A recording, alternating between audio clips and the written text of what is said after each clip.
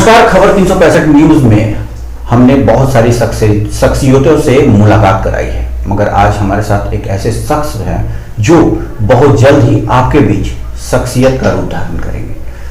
क्या है, कौन है, ऐसा उन्होंने क्या किया जो एक लोगों के बीच में शख्सियत बनेंगे? जी हाँ, उज्जवल महतो उर्फ राजा। ये एक ऐसा नाम है जो अभी रामगढ़ जिले के रांची रोड में समाज सेवा कर रहे हैं, जिन्होंने देश के लिए भी सेवा की है, देश के लिए समर्पित रहे हैं, क्योंकि वो आर्मी में भी थे। देश सेवा के बाद फिर डायरेक्ट समाज सेवा में आना ये बहुत बड़ी बात है, क्योंकि इनके दिल में शुरू से ही लोगों के लिए कुछ कर दिखाने की जज्बा रखते हैं। तो हमारे साथ उज्जवल महतो जी हैं, आइए उनका सबसे पहले स्वागत करते हैं। हमारे चैनल में आपका बहुत बहुत स्वागत है। Thank you so much Sanjay ji. तो अब हम लोग कुछ सवाल करते हैं, क्योंकि ये हमारी सवाल नहीं है, ये लोगों के सवाल है कि बहुत जल्द आप कुछ लोगों के बीच में शख्सियत बन के आने वाले हैं। ऐसा क्या है? हमने सुना है या हमने जहाँ भी सर्वे के दौरान हमें एक ही नाम सुनने को मिला, राजा। तो मामला क्या था कि अगर किसी के शादी में कोई परेशानी है लड़की की, तो वहाँ आप खड़े नजर आ रहे हैं। अगर किसी मरनी के घर में जरूरत है तो वहाँ भी आप कंधा देते नजर आ रहे हैं। चाहे पूजा पाठ हो, उसमें भी बढ़ चढ़ कर सहयोग कर रहे हैं। तो सबसे पहले आप हम ये बताएं कि आपका ये जो आर्मी का जो सफर रहा, ये कितने साल का रहा और कैसा लगा? आपने समाज सेवा के बारे में बताया मुझे, तो मैं इसके बारे में आपको सबसे पहले ये बता देना चाहता हूँ कि इसके लिए जो मुझे मोटिवेशन मिला, ये मुझे मेरे पिताजी से मिला। जब मैं अपनी बेसिक्स ट्रेनिंग कर रहा था Ramgarh Sikh regimental centre Ramgarh cantt में, उस दौरान मैंने एक चीज़ ऑब्जर्व किया था। जैसा आपको भी पता है कि जो रिक्रूट्स होते हैं उनको जितना रगड़ा जाता है, वो उतना एक अच्छा सोल्जर्स निखर के बन कर के सामने आता है और उतना ज़्यादा डिसिप्लिन होता है और देश के प्रति उसके समर्पण की जो भावना होती है वो लगातार बढ़ता हुआ चला जाता है। जिस दौरान मैं सिख रेजिमेंट सेंटर में रिक्रूटी अपना कर रहा था, उस दौरान हमें एक चीज़ सिखाया जाता है कि आप किसी कार्य को टास्क के रूप में लेंगे, उसमें कार्य का विभाजीकरण नहीं होता है, हर चीज़ एक काम होता है। हम लोग अपने प्लेटून का कपड़ा लेकर के हम लोग गए हुए थे, जो वॉशरमैन का जो हमारा हब है वहाँ गए हुए थे कपड़ा देने के लिए। तो चूँकि मैं रामगढ़ का ही रहने वाला हूँ, तो वहाँ जो वॉशरमैन शॉप में जिनका काम डिटेल था, उन्होंने मुझसे पूछा मेरी आवाज़ को सुन करके, क्योंकि जो हमारा फोनेटिक्स है वो तो फोनेटिक्स यहाँ का ही है, लोकल है। तो उन्होंने मुझसे पूछा कि कहाँ घर है तुम्हारा? तो हम उनको बताए रामगढ़। बोले रामगढ़ में कहाँ है? क्योंकि ज़्यादातर लोग तो वहाँ पे सिख रेजिमेंट सेंटर में पंजाब के ही और जम्मू एंड कश्मीर के, हरियाणा, मतलब नदर्न साइड ऑफ इंडिया के रहने वाले लोग होते हैं। पूछे रामगढ़ में कहाँ? तो मैंने उनको बताया रामगढ़ में रांची रोड। बोले रांची रोड में कहाँ? तो हम बताएं रांची रोड रेलवे स्टेशन के सामने। तो वो मुझसे पूछे कि स्वर्गीय श्री प्रसाद महतो जी को जानते हो? तो मैं बताया हाँ, मैं उनका सबसे छोटा बेटा हूँ। तो बोले कि अच्छा तुम उनके बेटे हो? तुरंत उन्होंने मुझे चेयर दिया, बैठाया और उनकी कहानियाँ सुनाते सुनाते वो रोने लगे। मैं उसके बाद अपना सारे कपड़ा लिया, अपने जो बैरक्स है उसमें चला आया। बैरक में मुझे एक चीज़ जो काफ़ी ज़्यादा टच कर रही थी कि मेरे पिताजी की मृत्यु 1989 में हो गया।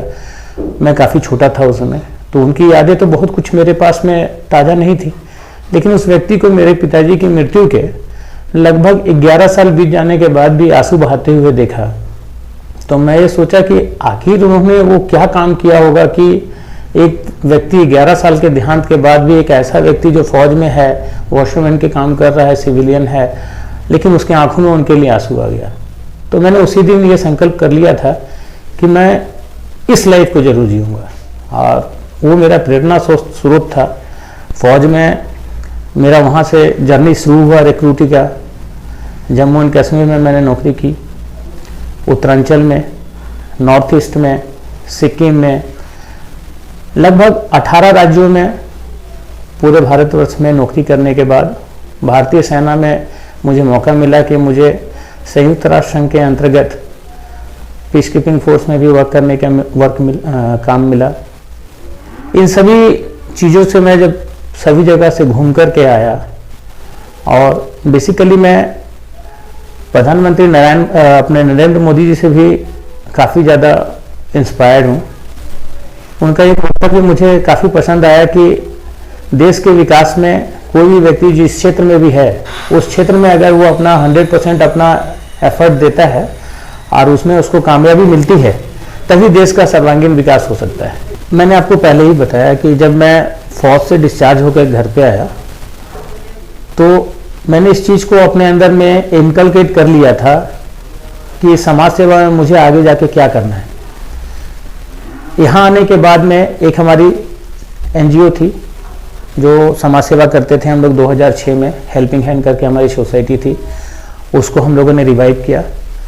उस रिवाइवल में Indira colony, Ranchi road, Ashok cinema, new colony, नए सराय, मरार, सेवटा, आसपास के जितने भी लोग थे, ये सारे लोग हमारे साथ जुड़े और एक मजबूत समाज सेवी संस्था के रूप में हेल्पिंग हैंड कोरोना काल में सामने आई। इस दौरान हम सभी लोगों ने एक चीज़ के प्रति समर्पण की भावना दिखाई कि समाज के प्रति जो हमारा दायित्व है, वो दायित्व है कि केवल अपने डेवलपमेंट के बारे में नहीं सोचना, समाज के सर्वांगीण विकास के रूप में सोचना। और समाज के सर्वांगीण विकास के लिए ही हम लोग सभी लोग मिलकर के, हेल्पिंग हैंड के जितने भी सदस्य हैं, मैं उसका एक छोटा सा, एक अदना सा सदस्य हूँ केवल, लेकिन जो हमारे हेल्पिंग हैंड के सारे सदस्य हैं उन्होंने बढ़ चढ़ कर काम किया।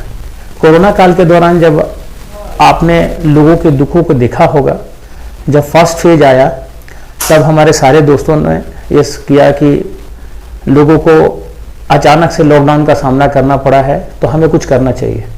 तो हम लोगों ने सबसे पहले कम्युनिटी किचन बनाया और डेली एक कोशिश की कि 1000 लोगों को कम से कम हम लोग पैक्ड कुक्ड फूड एकदम सैनिटाइज करके सफाई के साथ उनके घरों तक पहुंचाया जाए, जिनके घर में खाना नहीं पक रहा था। और इसमें हमें कामयाबी भी मिली। बहुत सारे दोस्तों ने हमारा अपना खुद का गाड़ी लगा करके पैक्ड फूड तैयार करके, बहुत सारे लोग ऐसे भी थे जिन्होंने खुले हाथों से दान दिया और डेली 1000 लोगों का हम लोग यहाँ पे खाना बनाते थे और बनाने के बाद वो खाना उनके घर घर तक पहुँचाते थे। बहुत सारे फैमिली इस दौरान हमें पता चला कि उनको हम खाना नहीं पहुंचा पा रहे हैं तो उन्हें हमें ड्राई राशन देना चाहिए, क्योंकि हमारे पास दान भी लोगों का काफ़ी आ रहा था। तो फिर हम लोग ड्राई राशन पहुंचाने लगे। उसके बाद हमें ये पता चलने लगा कि लोग पलायन करके जो मजदूर बाहर से आ रहे हैं या यहाँ से कहीं और जाना है, तो वो लोग भी फंस गए थे, यहाँ फंस गए थे या यहाँ के लोग बाहर फंस गए थे। तो ट्विटर के माध्यम से या जो भी सोशल मीडिया के माध्यम से हम लोग अपना एक कैंपेन चलाएं। उस कैंपेन के द्वारा कुरुक्षेत्र में हमारे कानेटाओं के करण बेदिया वगैरह फंसे हुए थे वहाँ पे, तो उनके डीएम को फ़ोन किया हम लोगों ने और साथ साथ हमने ट्वीट भी किया।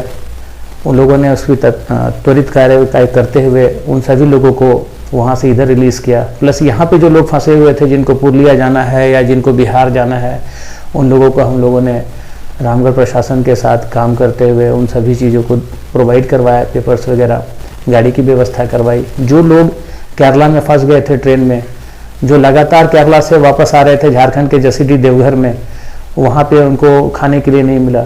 रामगढ़ प्रशासन ने हमारी संस्था को फ़ोन किया, रात को 11 बज रहा था, कि कम से कम मांडू में 200 लोग आ रहे हैं जो पलायन करके मजदूर आ रहे हैं, क्या आप लोग उनको फूड दे पाएंगे।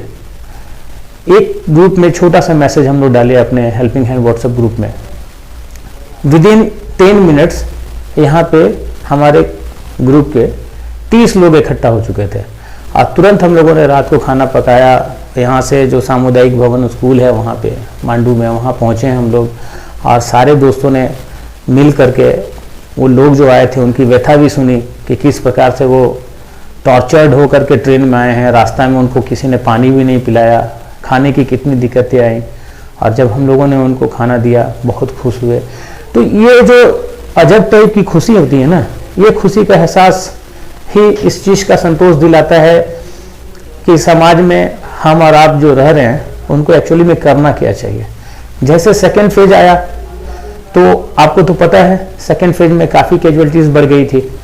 तो सेकेंड फेज में जब कैजुअलिटी बढ़ने लगी तो हम लोगों ने देखा कि सरकार ने थोड़ा सा लॉकडाउन में छूट तो दे दिया था, लोगों की खाने की दिक्कतें अब नहीं हो रही थी, लेकिन जो बेसिक्स दिक्कत आने लगा था मेडिसिन का, तो हम लोगों ने सबसे पहले जहाँ भी हमें पता चलता था कि कोरोना में ये पॉजिटिव केस है, तो हम लोग उनको मेडिसिन की किट पहुंचा दिया करते मतलब थे। आप पूरा कोरोना काल में लोगों के लिए समर्पित रहे। हाँ, कोरोना काल के तीनों फेजेस में हम लोगों ने पार्ट वाइज काम किया। सेकेंड फेज में हम लोगों ने मेडिसिन पहुंचाया, जिनका डेथ हो जाता था, क्योंकि जो डेथ हो रहे थे उनको कोई जलाने वाला नहीं था, तो हमारी हेल्पिंग हैंड के जो जितने भी हम लोग सदस्य थे, हम लोग पीपीई किट पहन करके दामोदर नदी में हम लोग लाशों को जलाया करते थे। जो पॉजिटिव होता था उनके लाशों को जलाया करते मैं बता दूं कि उज्जवल महतो जी की बात आपने सुनी, लोगों के लिए समर्पित है, आपके लिए समर्पित है, आपके सुख दुख में हमेशा शरीक रहेंगे। आइए एक और चलते चलते एक सवाल और कर लेते हैं। दर्शक जानना चाहते हैं कि अगर वो दिक्कत में है, परेशानी में है, तो ऐसा कौन सा नाम है जो उनको काम आ सकता है? देखिए, मैंने आपको प्रारंभ में ही बताया कि हमें से प्रत्येक लोग जो है माननीय प्रधानमंत्री नरेंद्र मोदी जी के इस बात से अगर अपने आप को कनेक्ट कर ले कि हम लोग जिस फील्ड में हैं, जहाँ पे रह रहे हैं, वहाँ पे हम अपना 100% देने के लिए तत्पर हैं, तो उनका जो उद्देश्य है उसमें तो सफलता मिलेगी ही मिलेगी। हम समाज के प्रति भी कुछ कर पाएंगे, क्योंकि अगर मैं रांची रोड जैसे छोटे कस्बे में रह करके अगर मैं काम कर रहा हूँ, तो मैं अपने देश के प्रति ही कुछ कर रहा हूँ। उसी प्रकार से कोई और भी व्यक्ति हैं जो जहाँ रह रहे हैं, अगर वहाँ पे वो कार्य को करते हैं तो उसमें भी उनको सफलता मिलेगी, लेकिन अपना 100% देना पड़ेगा। मैं इसीलिए बोलता हूँ कि जो भी व्यक्ति यहाँ रामगढ़ छावनी परिषद में रहते हैं, किसी भी प्रकार की समस्या है, आप अगर मुझे काम करने का मौका देते हैं, सहयोग करने का मौका देते हैं, तो मैं उसके लिए तो होल हार्टेडली आपके साथ हूँ ही, और वो काम करके आपको 100% देने का पूरा प्रयास करूंगा। अपना 100% देने का मेरा संकल्प रहता है, और काम सफलतापूर्वक हो नहीं हो इसके बारे में तो होने आने वाली परिस्थितियां होती हैं, वो होता है कि क्या होता है, लेकिन इतना जरूर है कि इस क्षेत्र में जिस प्रकार से मैं करने के लिए संकल्पित हूँ, ऐसे हर क्षेत्र में अगर लोग संकल्पित रहेंगे तो कामयाबी तो मिलेगी ही मिलेगी। कहते हैं कि इस भागदौड़ की जिंदगी में लोग अपने परिवार के भरण पोषण में ही इतना समय गुजार देते हैं कि वो सोच भी नहीं सकते हैं कि बगल घर में क्या होगा। मगर इस बीच एक ऐसे समाज सेवी उभर कर आ रहे हैं, राजा के नाम से ज़्यादा परिचित है इस क्षेत्र में, वो हमेशा लोगों के सुख दुख के लिए समर्पित है।